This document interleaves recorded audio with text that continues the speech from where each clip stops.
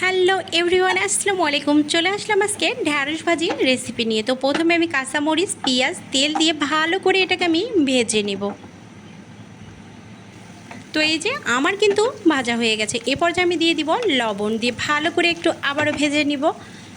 তো ভাজা হয়ে গেছে। এ পর্যায়ে দিয়ে দিব জিরার গুঁড়ো, ধনিয়ার গুঁড়ো, হলুদ দিয়ে এটাকে আমি ভালো করে আবারও নাড়াচাড়া করে নিব। আমার এই যে হয়ে গেছে। এবার আমি আগে থেকে কেটে রাখা ঢ্যাঁড়সগুলো দিয়ে এখানে আমি ভালো করে উল্টায় পাল্টায় নাড়াচাড়া করে নিব।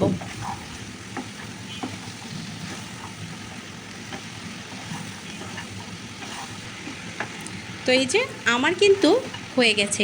এবার আমি ঢাকনা দিয়ে ঢেকে এটাকে আমি রান্না করে নিব। তো এই যে ঢাকনা তুলে আবারও আমি এটাকে উল্টায় পাল্টায় ভালো করে একটু নাড়াচাড়া করে নিব। এভাবে ঢ্যাঁড়স ভাজি রান্না করলে খেতে কিন্তু অসাধারণ লাগে। তো সবাই পারে, আমি যেভাবে রান্না করি সেটি আপনাদের মাঝে শেয়ার করলাম। তো এই যে আমার ঢ্যাঁড়স ভাজিটা কিন্তু একদম হয়ে এসেছে। আর ভিডিওটা যদি ভালো লাগে ভালোবেসে একটি লাইক ও একটি শেয়ার করে দিয়ে পাশে থাকবেন।